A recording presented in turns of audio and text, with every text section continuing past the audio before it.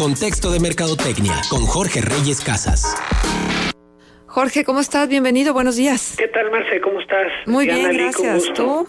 Bien, ¿Cómo te fue de vacaciones? Ya te vi que andabas por otras latitudes. Paseando por México y conociendo qué bonito es nuestro país. La verdad, lindo, estuvimos en San Miguel de Allende y qué bonito, es la primera vez que voy, pero muy, muy bonita ciudad. Claro, por supuesto. ¿Mucha gente? Sí, muchísima.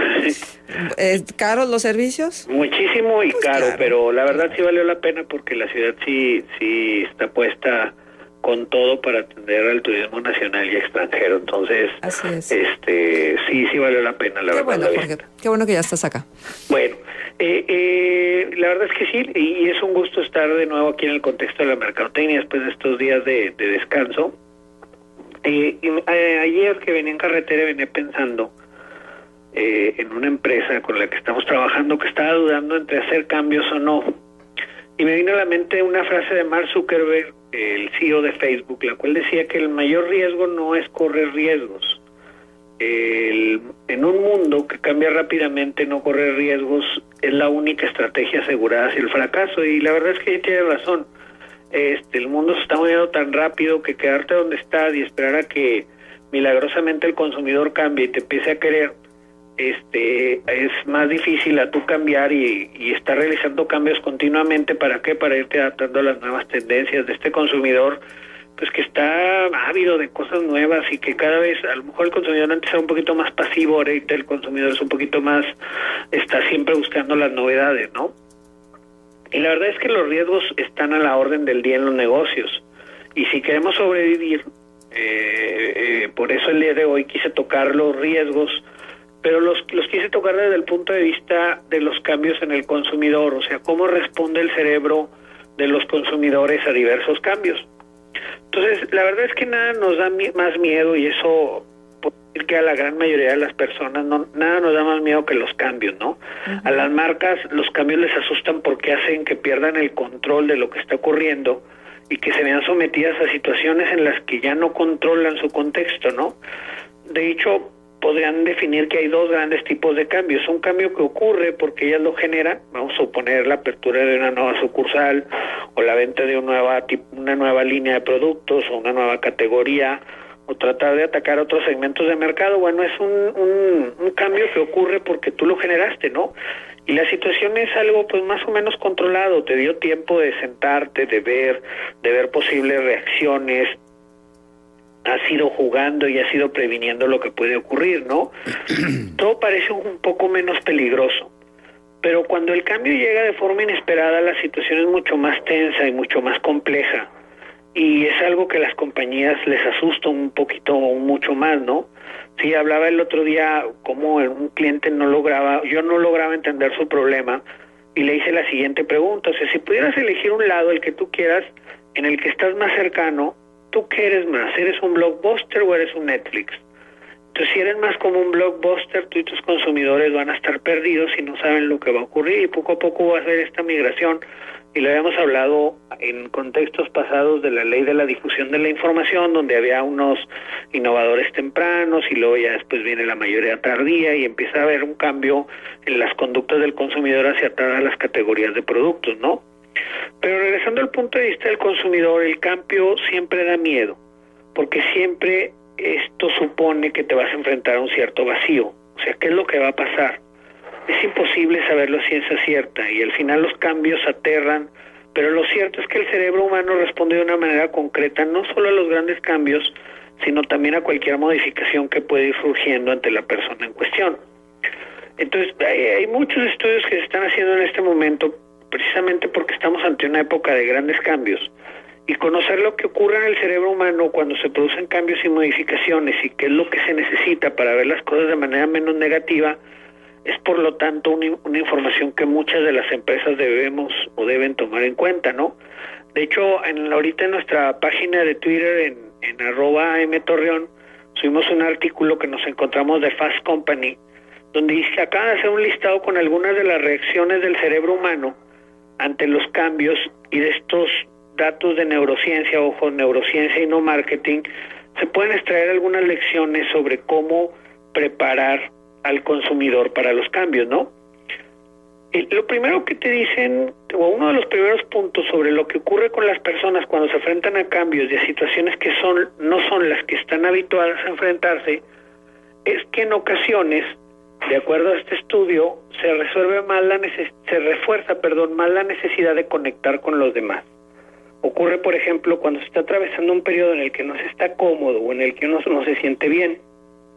En esas ocasiones las personas necesitan conectar con los demás porque es lo que su cerebro lo está pidiendo. De hecho, esto no lo dice un psicólogo, no lo dice un psiquiatra. Esto es un análisis que han demostrado los análisis de ciertos neurocientíficos de la mente humana, y es en esas ocasiones que el cerebro, apela a partes que conectan con relaciones sociales. Y esto es algo que en general se valora poco a lo que necesitamos como personas. O sea, fíjense, nosotros vendemos productos y de repente la gente entre los cambios no necesitan tanto productos, lo que necesita es más conexión social, o sea, conectarse con la gente. Y hay veces que las compañías lo único que te ofrecen son descuentos o rebajas, cuando a lo mejor lo que necesitarían sería una explicación un poquito más profunda del cambio por parte del director general o una explicación más profunda por parte del personal. Hay veces que a mí me toca ver cambios en compañías y los últimos que se enteran, o sea, se entera primero la publicidad y la promoción, pero los últimos que se enteran es el personal de piso. Y entonces el personal de piso se encuentra desorientado, el consumidor ve los cambios y no encuentra esa conexión emocional para poder pasar de una mejor manera, o una conexión personal para pasar de una mejor manera ese cambio que están viviendo, ¿no? Entonces, además, en situaciones de cambio, de riesgo de tensión, ojo, de acuerdo a la neurociencia, las personas no solo necesitan a los demás, sino que también necesitan información. El cerebro le reclama querer saber o no, como explica en este análisis, que de hecho está muy interesante, sí les recomiendo que se metan. Es mucho peor no tener noticias que recibir malas noticias. A todos nos ha pasado, y hay una frase que me gusta mucho de mi esposa que dice, no news, good news, ¿no? O sea, y hay veces que cuando hay cambios, tú lo que necesitas es que te digan qué pasa, más allá de que no te digan nada y te escondas y de repente digas, bueno, pues no pasa nada, ¿no? Los estudios lo demuestran así. En los 90 se probó cómo reaccionaba el cerebro ante una situación de tensión, y los participantes en el estudio recibían una descarga eléctrica. Quienes sabían lo que les esperaba, aunque era algo no agradable, recibían mejor lo que les esperaba que quienes no tenían la información, que presentaban niveles más elevados de terror porque imaginaban que todo iba a ser peor de lo que en realidad era. O sea, les decían, ¿sabes qué? Te vamos a dar un toque por cada vez que no sepas, pero va a ser un toque de así más o menos, y le daban un toque. Entonces él ya sabía más o menos que venía, y el nivel de tensión era mucho menor a las personas que no sabía qué era lo que se afrontaba, ¿no? El cerebro usa la información como una llave para ajustarse a los cambios, y tener acceso a ella es clave para poder prepararse y sobre todo para tranquilizar nuestra mente, ¿no? Entonces también la neurociencia ha demostrado que la mente no está aislada por completo de lo físico. De hecho, en situaciones de cambio, el actuar sobre el cuerpo puede ayudar a mejorar la percepción de lo que ocurre o tranquilizar al cerebro. Por ejemplo, dar azúcar puede ayudar a aumentar el buen humor, como también lo hace el descansar. De hecho, en este artículo que les acabo de subir a nuestra página web, el dormir antes de tomar una gran decisión se explica en términos neurocientíficos porque hace que el cerebro esté mejor preparado para tomar esa decisión. Y el impacto de no dormir, de hecho, como lo dicen estos neurocientíficos, es el equivalente al ir borracho a una cita, aunque no lo veamos de esa manera, explica la experta en neurociencia, ¿no? Entonces, toda la información es la que sirve después para crear muchas teorías sobre cómo hay que enfrentarse a los cambios, y posiblemente es el punto de partida para muchos artículos de esta nueva tendencia que habla del bienestar, ¿no? O sea, que buscan generar bienestar en las wellness, en las empresas. Pero además es una base informativa muy interesante para las empresas a la hora de establecer lo que deben hacer y cómo deben responder ante los consumidores. Porque lo cierto es que las marcas hacen que el consumidor se enfrente en muchas ocasiones a situaciones de estrés. ¿Cuántos de nosotros, y le pregunto a nuestros radioescuchas, no nos ha tocado tener situaciones de estrés relacionadas con una marca? Y hacen que en muchas ocasiones el consumidor tenga que tomar decisiones partiendo de contextos en los que estas realidades se pueden aplicar de otras formas, ¿no? Entonces, estos principios aplican muy bien en los momentos de crisis corporativa, por ejemplo, cuando pasa algo malo en la empresa, cuando una empresa se enfrenta a un fallo, una crisis pues de comunicación o de algún otro tipo y su imagen pública no está más expuesta por las redes sociales, sino además está sometida a un momento de pérdida de confianza con los consumidores. Hay un momento de tensión y uno en el que todos los movimientos serán clave para recuperar el voto de confianza con el cliente, ¿no? Sí. O sea, la marca tiene que ser muy cuidadosa con lo que dice y hace y con qué comunica durante la crisis. Sobre todo tiene que comprender muy bien los mecanismos que se están activando en la mente del comprador para lograr una conexión más eficiente con ellos y reducir el impacto que estos fallos están teniendo en el subconsciente. Entonces, un poco de lo que vimos, les recomiendo que se metan y vean el artículo. Está muy muy interesante y la verdad es que pues hay muchos estudios ya de neurociencia que se están tratando de meter a ver por qué la gente toma o no toma decisiones, y bueno, sería interesante conocerlos. ¿Por qué? Porque pues son estudios carísimos que a lo mejor pues nosotros ya al verlo aplicado en otras instancias pues ya nos salieron un poco más económicos. Oye, Jorge, totalmente de acuerdo, hay que documentarse y no hay peor cosa que no saber dónde estás parado, ¿no? En función de lo amenazante que pueda ser un cambio o no. O sea, pues necesitas saber exactamente dónde pisas para que no haya esa inestabilidad que los cambios luego propician. Pero déjame decirte algo, con todo y lo sofisticado que sean los estudios, con todo y lo avanzado que esté la ciencia del neuromarketing, con todo y que ustedes los mercadólogos sean tan expertos, tan certeros, tan puntuales, todavía no hay una matriz que tú la sigas al pie de la letra para tener un negocio exitoso. Todavía no existe. No, de hecho, ahorita estoy haciendo, y fíjate qué interesante que me preguntas esto, y en unos días te voy a pedir un espacio. Estoy trabajando con mis alumnos de la materia de investigación de mercados en la Ibero sobre un estudio de por qué los restaurantes y antros y centros nocturnos quiebran tan rápido, y queremos ver si es una tendencia en Torreón, y hemos metido a hacernos estudios. Bueno, hemos visto estudios de varias partes del país y de varias partes del mundo. Y realmente es que los factores pueden ser muchísimos, o sea, pueden ser muchas cosas las que afectan el hecho de que un negocio quiebre o no, y qué puede afectar estos cambios, cómo pueden afectar. Al final hay tendencias que sí se van replicando, por ejemplo, cambios de tendencias masivas que dicen, ¿sabes qué? A nosotros ya no nos gusta ir a esta zona, ahora nos gusta ir al centro de la ciudad, y pum, se mueve toda la gente para ese lado.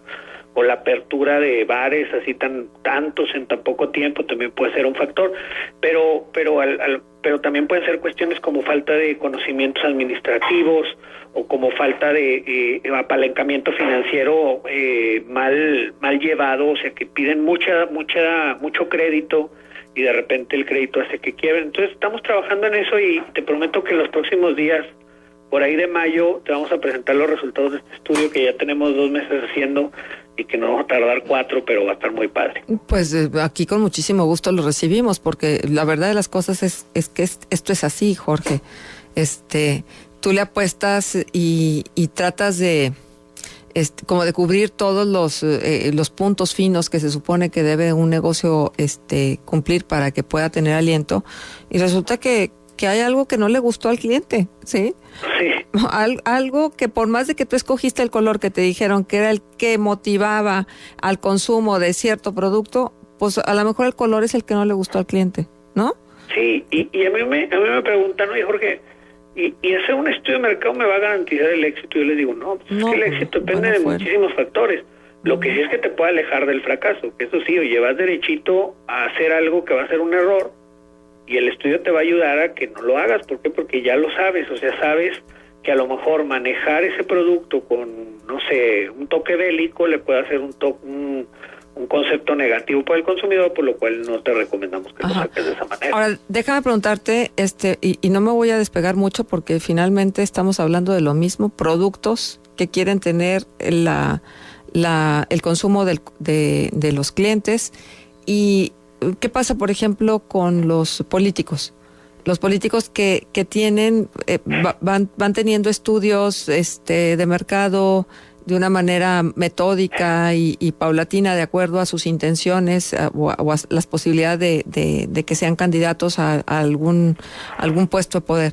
¿Esos cómo los debemos de interpretar y si funciona igual que otro tipo de producto? Son productos definitivamente, pero es un producto del cual la manera tradicional de comunicar los beneficios se ha ido perdiendo a lo largo del tiempo. Entonces la gente cada vez menos cree en los beneficios del producto. Entonces el producto se tiene que ajustar, porque si no se ajusta, pues la gente no va a confiar tanto como lo hacía antes. Lo vimos en el caso de Nuevo León, y el caso de Nuevo León es un muy buen ejemplo donde los candidatos de los partidos tradicionales hicieron las cosas al dedillo, hicieron las cosas estratégicamente como se han hecho siempre, y a lo mejor hubo alguien que cambió el mensaje y cambió el tono y cambió la manera en la que se dice en una campaña tradicional, y a la gente le gustó más este nuevo producto, más dicharachero, más peleonero, más enfrentado con el status quo, y de repente pues ven los cambios, ¿no? Pero siguen siendo productos. Al final, parte de lo que se hace en el trabajo de entender a un candidato es entender las áreas en las que está débil, y esas áreas en las que está débil, pues a lo mejor hay veces que se puede trabajar. Por ejemplo, el problema del candidato muchas veces es que él siente que es el santo grial. ¿Me explico? Haz de cuenta, oye, me voy a vender y soy la última coca del desierto. Y uno le dice, pero ¿por qué piensas eso? Porque cuando llego a las colonias todo el mundo me ama. Ah, pues sí te ama porque llevas apoyos, pero te aseguro que si llegas al otro día y le preguntas, oye, ¿sabías cómo se llama el que vino ayer? El 80 o 90% de la gente no se va a acordar. Entonces, hay veces que se pierden ellos entre ese... se sienten que son más conocidos y que tienen mucho más apoyo y que sean más queridos de lo que realmente son. Ajá. Entonces, cuando los sitúas en su realidad, pues muchas veces se enojan. O sea, muchas veces dicen, pues yo no creía que estaba tan mal. Pero también muchas veces ayudas a decir, ¿sabes qué? Es que como candidato, pues a lo mejor me tocó una vez en Saltillo que si te ayudamos a un candidato y él decía, es que yo soy joven, o sea, la gente, mi campaña, mi estrategia, los espectaculares va a decir un liderazgo joven o algo así. Y luego de repente hacías los estudios y decía que lo último que recordaban de él era que era joven, o sea, él a sí mismo se veía como joven. Es como cuando tú vamos a poner que es la Coca-Cola y dices, pues es que no hago daño. Y dices, pues espérame, toda la gente sabe que haces daño, pero a lo mejor pues eso no lo hables, mejor habla de la felicidad. Y es lo mismo que pasa con algunos candidatos, que ellos mismos se mienten a sí mismos, o más bien la gente, pues como están rodeados de gente que las avala, o no sé cuál sería la palabra. Les prenden incienso, sí, les dicen cosas, les endulzan el oído. Ándale, entonces ellos andan muy monos, creyendo que son el santo grial, y entonces que toda la gente va a querer la última cheve del desierto, y realmente no es así, ¿no? O sea, pues hay otros factores, y pues como producto hay veces que hay productos muy malitos, y hay productos muy buenos porque tocan fibras sensibles de la gente a través de cómo han hecho un trabajo, cómo platican, cómo trabajan, cómo bajan a las colonias, cómo hacen todo ese tipo de trabajo. Entonces hay productos fáciles de vender y hay productos difíciles de vender. Bien, pues yo creo que en la medida que también se estén acercando los procesos electorales estaremos platicando más puntualmente de esto, ¿no? Bueno, en Durango ya los tenemos encima, pero pues el año que entra también en Coahuila no nos vamos a salvar. Sí, claro que sí, prepárense todos los radioescuchas para esa avalancha de spots. Bueno, está bien. Pues muchísimas gracias, Jorge, por estar con nosotros y por recomendarnos estas lecturas. Nos dejas el punto de contacto. Sí, en @A de Armando, E de Ernesto, M de Mamá, E de Ernesto Torreón, es nuestro Twitter, y nuestro teléfono 793-0101, ahí márquenos y ahí les podemos ayudar. Muchísimas gracias, Jorge. Gracias, hasta luego.